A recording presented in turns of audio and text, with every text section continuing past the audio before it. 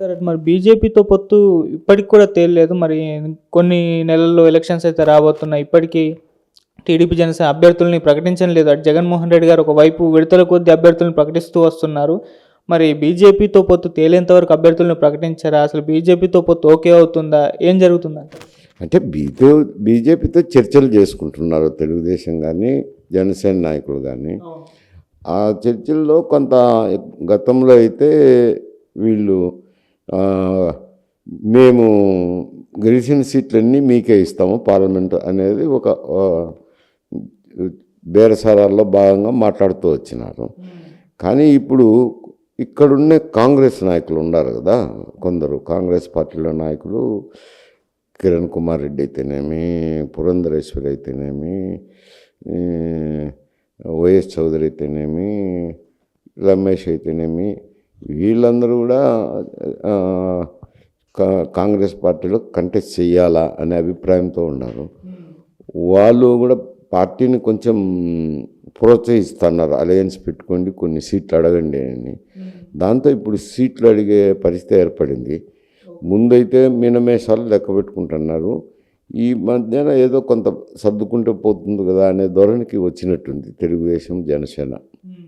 సరే, బీజేపీకి ఇక్కడ ఏపీలో పొత్తుల్లో ఒక గందరగోళం ఉంటే తెలంగాణలో కూడా అదే విధంగా ఉంది సార్. అంటే బీఆర్ఎస్ పార్టీతో పొత్తు లోక్సభ ఎలక్షన్స్ కొరకు ఏర్పాటు చేసుకోవాలా లేదా అంటే కేసీఆర్ గారు కూడా ఢిల్లీ వెళ్ళబోతున్నారు. మన మల్లారెడ్డి గారు కూడా అన్నారు బీజేపీతో పొత్తు కోసం ప్రయత్నిస్తామని.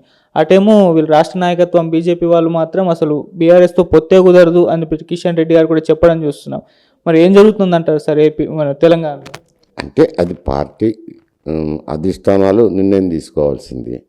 బీజేపీలో అధిష్టాన నేతలకి మోడీ అయితేనేమి, ప్రధానమంత్రి మోడీ అయితేనేమి, పార్టీ షా అయితేనేమి, కేంద్ర మంత్రి, వీళ్ళంతా ఒక నిర్ణయం తీసుకోవాల్సింది ఉంటుంది.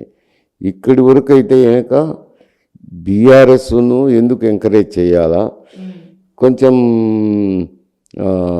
సొంతంగా కంటెస్ట్ చేస్తే పార్టీ ఎదిగే అవకాశాలు ఉన్నాయి తెలంగాణలో. బీజేపీ వర్సెస్ కాంగ్రెస్ అవుతుంది. అందుకని వాళ్ళ ప్రయత్నం సొంతంగానే నిలబడాలా, అభ్యర్థులు నిలబెట్టుకోవాలా అనేది అభిప్రాయంతో ఉన్నట్టుంది, కనపడుతుంది. సార్, మొన్నటి వరకు అసెంబ్లీ ఎలక్షన్స్ వరకు కాంగ్రెస్ పార్టీ అంటే బీజేపీ, బీఆర్ఎస్ రెండు ఒకటే అన్న ఒక ప్రతిపాదన తీసుకొచ్చి జనాల్లోకి బాగా పంపించేలా చేసింది. సో మళ్ళీ ఇప్పుడు ఈ లోక్సభ ఎలక్షన్స్లో ఇంత పొత్తు పెట్టుకుంటే అది కన్ఫామ్ అయిపోతుంది, జనాలు కూడా నమ్మేస్తారన్న ఒక ఉద్దేశంతో మరి బీజేపీ వెనకడుగేస్తుంది అనుకోవచ్చు. అట్లండి కాదు, వాళ్ళు సొంతంగా పార్టీని అభివృద్ధి చేసుకోవాలని తెలంగాణలో అయ్యే అవకాశాలు కూడా ఉన్నాయి కదా. రీజనల్ పార్టీస్ అవసరం ఏముంది, పోటీ ఉంటే కాంగ్రెస్ బీజేపీకే ఉంటుంది. వాళ్ళు ఒక స్థాయికి ఇక్కడ ఉన్నారు కదా. తెలంగాణలో అయితే బీజేపీ పార్టీని అంత తీసివేయలేము, కరేపాకు మాదిరి తీసేయలేము. వాళ్ళు అభ్యర్థి పెట్టుకునే శక్తి సామర్థ్యాలు ఉన్నాయి కాబట్టి ఇండివిజువల్గానే పోటీ చేయొచ్చు. ఎందుకంటే మళ్ళీ రీజనల్ పార్టీతో ఎందుకు అనేది. సార్, ఒక సర్వే కూడా వచ్చింది మన లోక్సభ ఎలక్షన్స్ దృష్టిలో ఉంచుకొని మన తెలంగాణలో పీపుల్స్ పల్స్ అని చెప్పేసి ఒక సర్వే నిర్వహించింది సంస్థ. అందులో కాంగ్రెస్ పార్టీ 8 నుంచి 10 వరకు, బీఆర్ఎస్ పార్టీ ఒక 4 నుంచి 6 వరకు అలా గెలుచుకునే అవకాశం ఉంది అని అంటున్నారు. మిగతావి బీజేపీ పోటీ పడే అవకాశం ఉంది అంటున్నారు. మరి ఈ లెక్క ఓకే అంటారా? మీ ఒపీనియన్లో ఎంత సార్? అంటే నిన్నగాక మొన్ననే ఎన్నికలు జరిగాయి. జనరల్ ఎలక్షన్ జరిగినప్పుడు శాసనసభకు, అప్పుడు ఎన్నికల ఫలితాలను బట్టి దాదాపు 10 నుంచి 11 పార్లమెంటు సీట్లలో కాంగ్రెస్ పార్టీకి మెజారిటీ వచ్చింది. బీజేపీకి 2-3 సీట్లలో ఆధిక్యం వచ్చింది.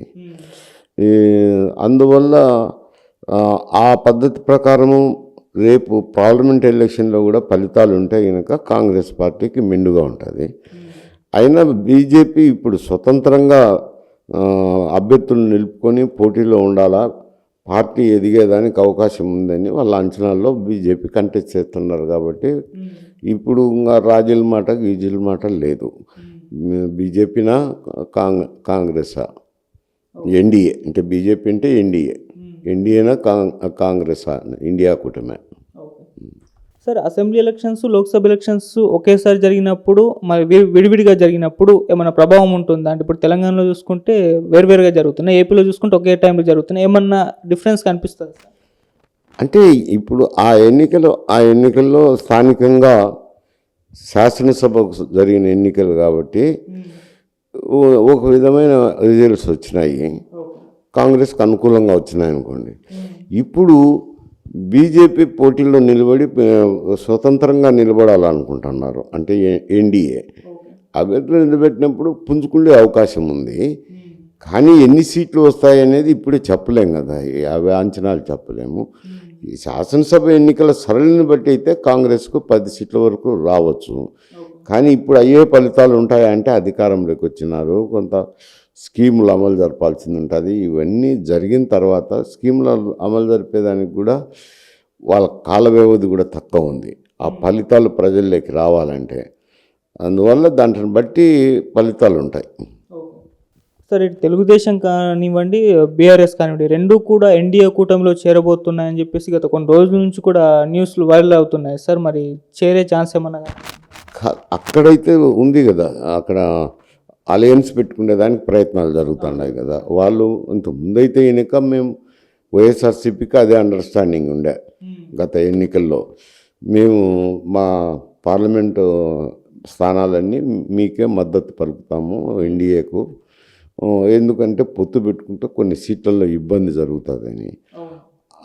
అదే పద్ధతిలో వీళ్ళు కూడా ఆలోచన చేసినారు. ఇప్పుడు వాళ్ళైతే కనుక మాకు కొన్ని సీట్లు కావాలని ఒత్తిడి చేస్తున్నారు, కాబట్టి కలిసే చేయాల్సింది ఉంటుంది.